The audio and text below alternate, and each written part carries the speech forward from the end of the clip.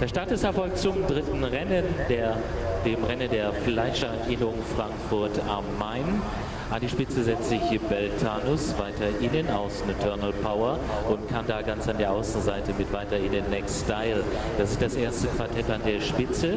Dahinter sieht man dann an der Außenseite Bascha vor Lian Kai, dem Favoriten, als Vorletzten am Ende des Feldes galoppiert Chanté. So geht es in den ersten Bogen hinein unter der Führung von Next Style mit 2 Längen vor Eternal Power. Dahinter dann Kanda, die Stute in dritter Position, gefolgt von dicht auf Beltanus, dann Bascha mit ihnen Chanté und am Schluss des Feldes jetzt Lian Kai.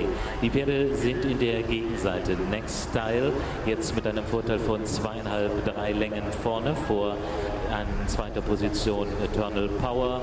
Der bringt aber das Verfolgertreffen wieder näher heran an Next Style.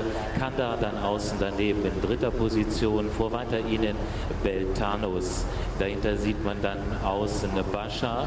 Am Schluss des Feldes galoppiert Chanté.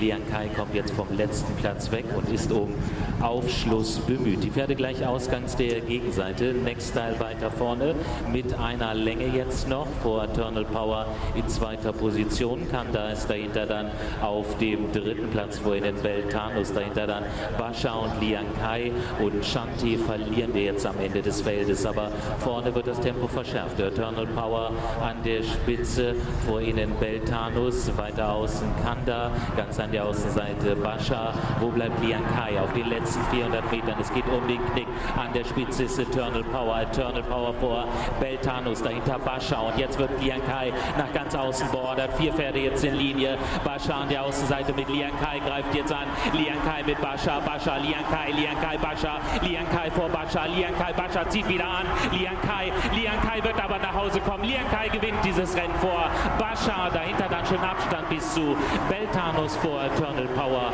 Und dahinter dann der aufgelöste Rest mit Kanda vor